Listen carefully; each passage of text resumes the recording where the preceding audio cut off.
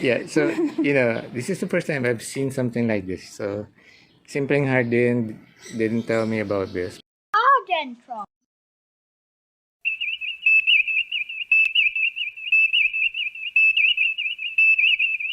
Singgoning. Hindi ko alam kung makakakuha. Naghahanap kami ng pwedeng ilipat na cutting or parang offshoot Hindi ko alam ng kung syngonium nito. This is the white butterfly syngonium, otherwise known as nakamasaktan. moonshine.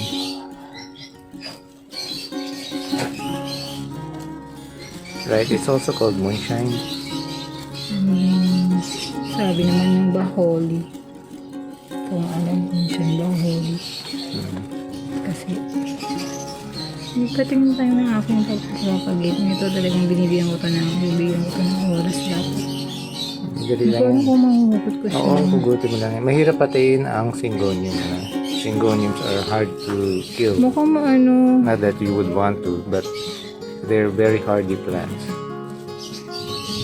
Hindi yata. Hindi kaya, Want me to do Daddy. Ako na lang. Ayoko. Kaya. Hugot siya. Shoot. You do the shooting.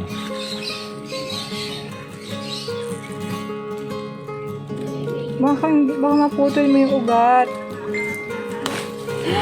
Ano? You got the roots. Ano? Alive. Pinutol mo. Okay. Let's plant this. It's a good specimen. Are you a plantita dog? Didi the dog? Going to put this what? Into a pot. Perfect. That's perfect. Show us the plants. Didi, show us the plants. Okay, what plants are you interested in? Like these plants? Hmm? That plant? This plant? Huh? Okay, so we found a nice pot. It's a cute white little pot, plastic pot. And we put in some, what kind of soil is that? Yung nabili kong potting Potting mix. ay, oo, soil mix kay Sanga. Sanga at Dahon. So that potting mix came from the Sanga at Dahon greeneries. Oh! Okay, now we're going to put this white butterfly syngonium into this pot. It's found a new home. So this is actually a gift for our little Miss Plantita of Munting Dilaw, Kulang. Keisha. So this will be Keisha's new plant, which she can name. So I wonder what she's going to name this plant. I don't think they have a white butterfly syngonium in their garden, so hopefully they don't have one yet. Saan magdadagdag ako niya? Okay.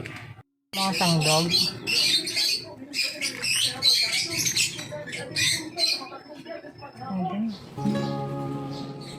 Ayan. Didi? No. What are you eating, Didi? Don't eat the plant. Don't eat the plant. No, no, Didi, no. It's our plantita dog. Didi the dog. No. That's Keisha's plant. Doesn't have a name yet, but it will have a name soon.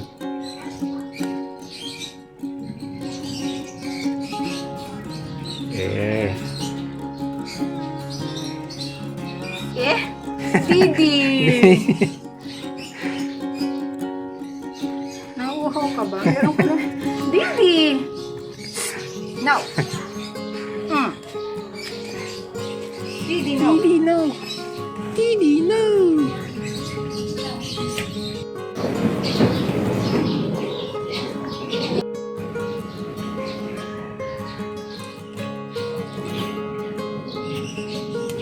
Meron niya pala ang nest ng soil. new soil. And I want to know. You want to know? Yeah, so, this is the first time I've seen something like this. So, Simpleng Hardin didn't tell me about this. It's a 3-way meter. So, I don't know. It's like a tricorder for plants. So, what do you do with this? Ano daw yan? Nakita ko lang para daw matest yung yung moisture ng plant. Moisture of the soil. Oo, yung soil pala. Soil. Okay, soil. so what do you do? Does it have a battery? Of course, Wala, it has wala. a switch. It has a switch. Wala siyang battery. Oh, so it measures the electrical conductivity of the soil then. Is it on? Is it on? Yes. Meron siyang ayun, no? Lagay doon, nakita mo yan? Is it on? Oo, iba-iba yan. Ito yung light, pag na-measure ng light sa gitna, pH sa gilid. pH? Dito yung, Setting. Okay, oo, setting. kung yung moisture. If I touch this, will the meter move? Oh, it does move. It says I'm zero moist. I don't think you need to stick it into the soil to measure the amount of light. What's the third setting? What's the third? pH. Okay, let's test the pH of that potted plant, or at least the soil. Testing the pH of the soil in this spot. Oh, it's got a very low pH. pH 7. pH 7? So what does Oh, that hindi mean? pa naman acidic yung aking What soil. would make it acidic? What level? ayun, no? What level would be considered Gaganon siya doon. acidic? All the way 3.5. to the right. Mhm. Okay. This is a very handy tool for gardeners. The only thing is, I don't think it measured the amount of light properly or accurately. pH. Oh, so this is has a much higher pH. Nasa pH nga pala tayo, ha? Kung may gusto ko malaman dito. Oh, you can switch it instantly like that. So, ayun. Let's focus. Moist pa rin siya. Focus. Okay. Moist. Oh, I see. So it's got dry, moist, and wet, and alkaline and acidic. And what's that? Light? It says dark. It says light. So guys, this is a very handy, very useful tool. So it's like a tricorder for your plants. So if you guys watch Star Trek, you know what a tricorder is. And if you don't watch Star Trek, well, you can search online. You'll find out what it is. So pag namamroblema ka sa mga plants mo, like you're having problems with your Kasi nga, sabi plants, ang such as your begonias. Oo, yung sa water, magkamali ka lang ng pag-water, Yeah.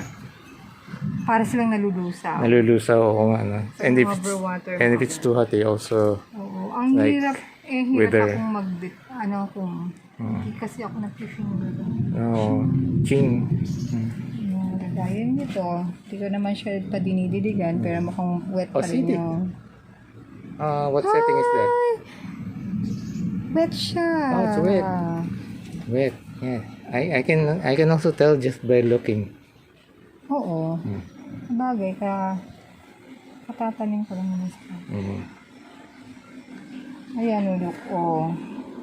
Natutunaw sila. Yeah, they're melting.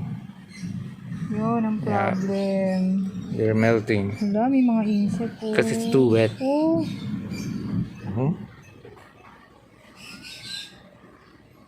What are those? Ano nga yun? Do you have fungus? Ano nga yun? Those are like aphids, root aphids. You've got root aphids. Hala. Or root mealybugs. I think those are root Ayan mealybugs. Saan gagawin ko dito? Ano daw? I think you can use agua oxygenada. Alis ko siya. You can use that. A mixture of water and agua oxygenada. Hala. Those are root mealybugs. Ang dami. Yan, pwede mong gamitin yan. Oh, ang dami, oh. Those are nasty little Kaya siya creatures. namatay. Little critters. Ano ba yun? Dahil yun yung sinasabi nila. Pag nag-overwater ka, prone sila sa fungus. No, those are not fungus. Those are mealybugs, I think. See? Pero kariripat ko lang kasi sinave ko siya. So, hindi ko yata siya na ano talaga. Arghentrock.